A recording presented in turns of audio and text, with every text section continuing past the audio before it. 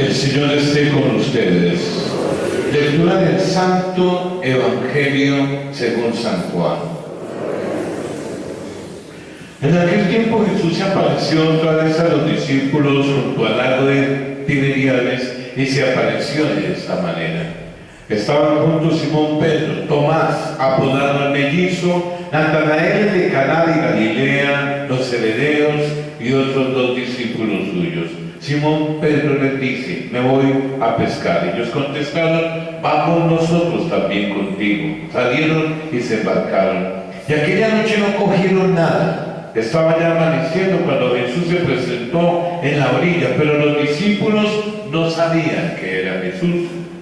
Jesús les dice: muchachos, ¿tenéis pescado? Ellos contestaron: no. Jesús les dice: echad la red a la derecha de la barca y encontraréis. La echaron y no podían sacarla por la multitud de peces, y aquel discípulo a quien Jesús llamaba le dice a Pedro: es el Señor. Y al oír que era el Señor, Simón Pedro, que estaba desnudo, se ató la túnica, se echó al agua. Y los demás discípulos se acercaron en la barca porque no distaban de tierra más que unos 200 codos, remolcando la red con los peces. Al saltar a tierra, ven unas brasas con un pescado puesto encima y pan. Jesús les dice: traed de los peces que acabáis de coger. Simón Pedro subió a la barca y arrastró hasta la orilla la red repleta de peces grandes, 153. Y aunque eran tantos, no se rompió la red. Jesús les dice: vamos a almorzar. Ninguno de los discípulos se atrevía a preguntarle quién era, porque sabían bien que era el Señor. Jesús se acerca, toma el pan y se lo da, y lo mismo el pescado. Esta fue la tercera vez que Jesús se apareció a los discípulos después de resucitar de entre los muertos. Después de comer, dice Jesús a Simón Pedro: Simón, hijo de Juan, ¿me aman más que estos? Él contestó: Señor, tú sabes que te quiero. Jesús le dice: apacienta mis corderos. Por segunda vez le pregunta: Simón, hijo de Juan, ¿me amas? Él le contesta: sí, Señor, tú sabes que te quiero. Él le dice: pastorea mis ovejas. Por tercera vez le pregunta: Simón, hijo de Juan, ¿me quieres? Se entristeció Pedro de que le preguntara por tercera vez: ¿me quieres? Y le contestó: Señor, tú conoces todo, tú sabes que te quiero. Jesús le dice: apacienta mis ovejas. En verdad te digo, Pedro, cuando eras joven tú mismo te ceñías e ibas a donde querías, pero cuando seas viejo extenderás las manos, otro te ceñirá y te llevará a donde no quieras. Esto dijo aludiendo a la muerte con que iba Pedro a dar gloria a Dios. Dicho esto, añadió: sígueme. Palabra del Señor.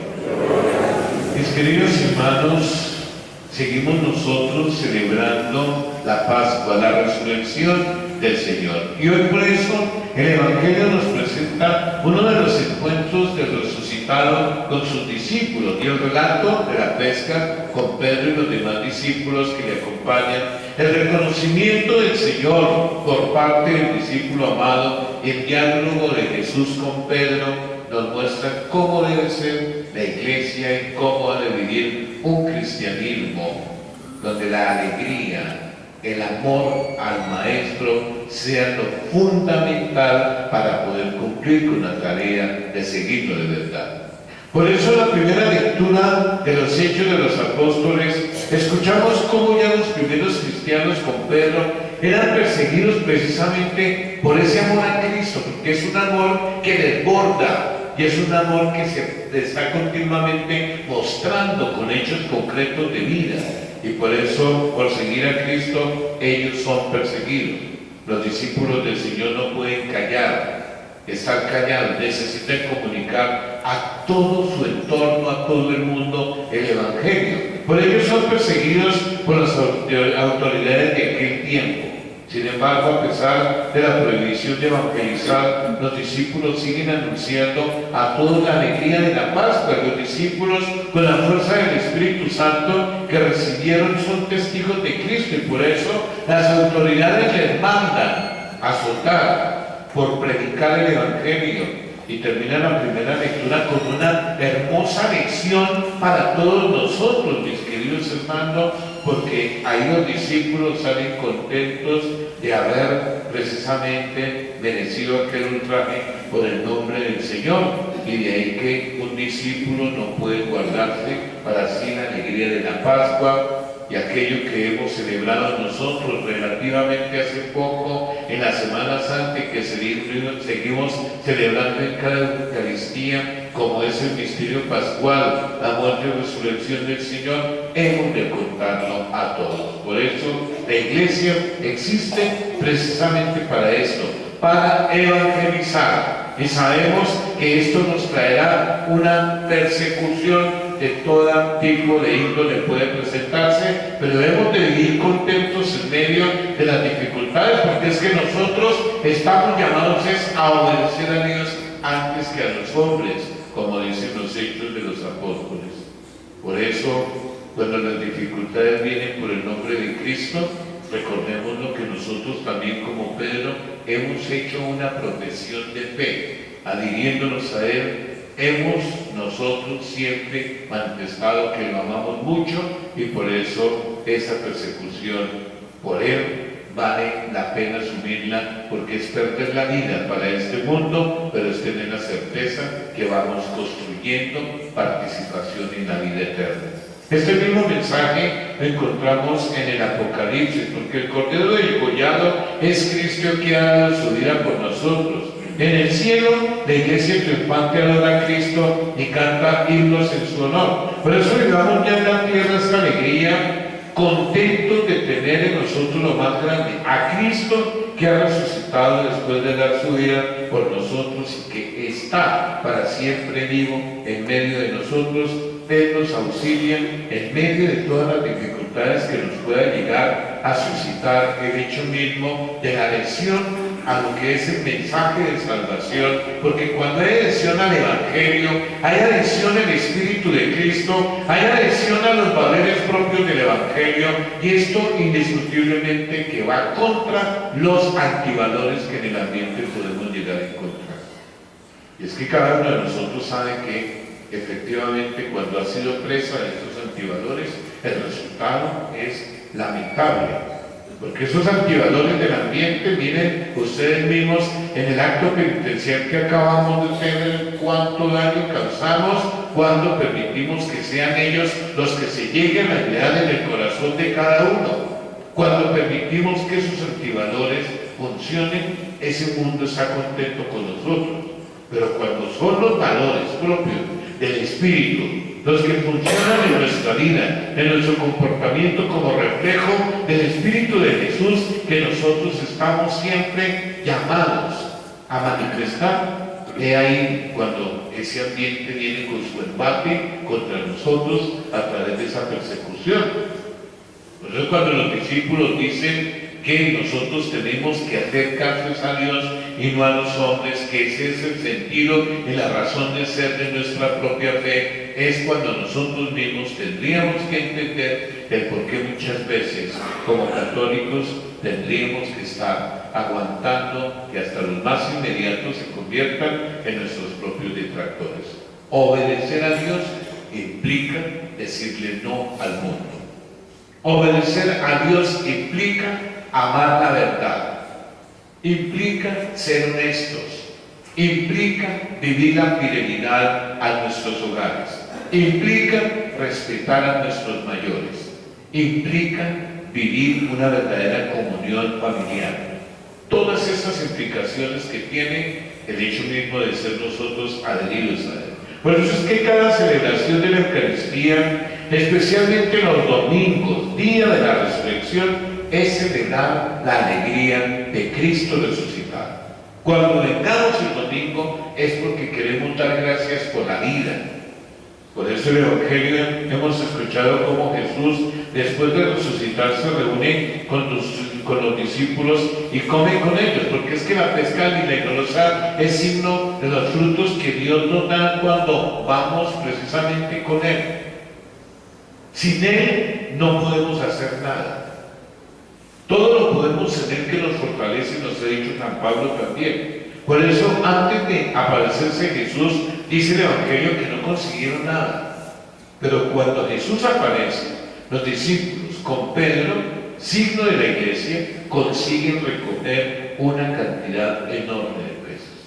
Es decir, los frutos de una adhesión a Cristo no son frutos por nosotros, sino frutos por Él, porque Él camina con nosotros. Y Él es el que hace fructificar nuestro trabajo. Él, como papás en el hogar, hace fructificar el trabajo de ustedes cuando ustedes lo tienen en cuenta a Él. Cuando ustedes permiten que Él se suba a la barca de su hogar. Por eso, cuando en este viernes que pasó hacíamos la alusión del primer viernes, a pesar de haber sido el día de la Santa Cruz, nosotros siempre estamos siendo reiterativos cuando pedimos que entendamos que intronizar el corazón de Jesús en el seno del hogar es permitirle a Él subir a la vida de la familia, ser contado, ser tenido en cuenta. Así como cuando tú tienes una foto del ser amado y antes de irte miras la foto y al menos le envías un beso. Así cuando tú sales de tu casa y ves la imagen del Señor, al menos te santiguas encomendándote para la faena diaria. Se tiene en cuenta Él. Por eso, cuando nosotros miramos todas estas realidades, nos damos cuenta que efectivamente el Señor, cuando se le permite caminar a nuestro lado, ayuda a que el fruto sea claro como a los discípulos. Dice el Evangelio que son 153, que es un número simbólico que recuerda a todas las gentes y pueblos y naciones. Después de la pesca, Jesús se reúne con sus discípulos y almuerza con ellos. Es símbolo del banquete eucarístico, porque comer con el resucitado es un símbolo de que Cristo está vivo en medio de nosotros. Por eso, cada día, cuando celebramos la Eucaristía, celebramos este mismo banquete. Es el Señor resucitado que se nos da como alimento. Es el momento más grande de una aparición del resucitado entre nosotros, la Eucaristía. Y hay que por eso, después del banquete de los discípulos con Cristo, entra esa fase donde el Señor quiere hacer entender cómo es importante manifestar con claridad el amor y la adhesión a Él. Y por eso es estremecedor este pasaje, porque si por 3 veces había negado Pedro al Señor, bien nos acordamos nosotros, por 3 veces Jesús le pregunta si verdaderamente le ama. Pedro no puede decir con toda verdad que le ama, pues cierto que le ha negado a Él ya 3 veces anteriormente. Pero por eso Pedro se entristece cuando la tercera vez no le pregunta si le ama, sino si le quiere. El verbo querer es un amor más imperfecto que el verbo amar. Pero a pesar de estas faltas de amor de Pedro, que por 3 veces negó al Maestro, Jesús confía en él y le encomienda su rebaño. Y finalmente le dice: sígueme, porque Dios solo espera de nosotros eso, que le amemos. Cuando estamos seguros del amor a Dios, no se presentan las fallas que muchas veces observamos. Cuando yo tengo un verdadero temor de Dios, lo primero que tengo que pensar en el día y al iniciar la jornada es que yo no puedo afectar al que amo. Porque cuando yo afecto al que amo, irónicamente estoy contradiciéndome. Pero si lo amo de verdad, lo que tengo que hacer es iniciar un día donde verdaderamente haga la voluntad de Dios, donde viva dando un testimonio de ese amor a Dios en el trato con mi prójimo, comenzando desde el hogar. Uno, ¿cómo puede decir que ama a Dios y maltrata a su familia? Nunca. Eso no lo cree absolutamente, sino el que está cometiendo el garrafal error de actuar en esa medida creyendo que ahí Dios no tiene en cuenta lo que está haciendo. Por el contrario, ahí Dios está dando cuenta que necesita el amor, que es simplemente una actitud un poco de aparente por parte nuestra. Por eso, el mismo amor que Dios ha tenido por nosotros hasta el punto de dar la vida en la cruz es el que espera ahora de nosotros, que seamos capaces de corresponder a ese sacrificio. Si nos rescató del pecado, no volvamos al pecado. Si Él sabe muy bien que nosotros somos frágiles, fortalezcámonos con la Eucaristía, con la palabra, para no recaer, para no volver a mirar atrás. Por eso que esta Pascua que estamos celebrando sea para nosotros una fiesta de alegría por la resurrección de Cristo, porque el Señor resucitado desea encontrarse siempre con nosotros. Él ha preparado para su pueblo un banquete en el cielo. Esta es la prefiguración de ese banquete, el que celebramos aquí.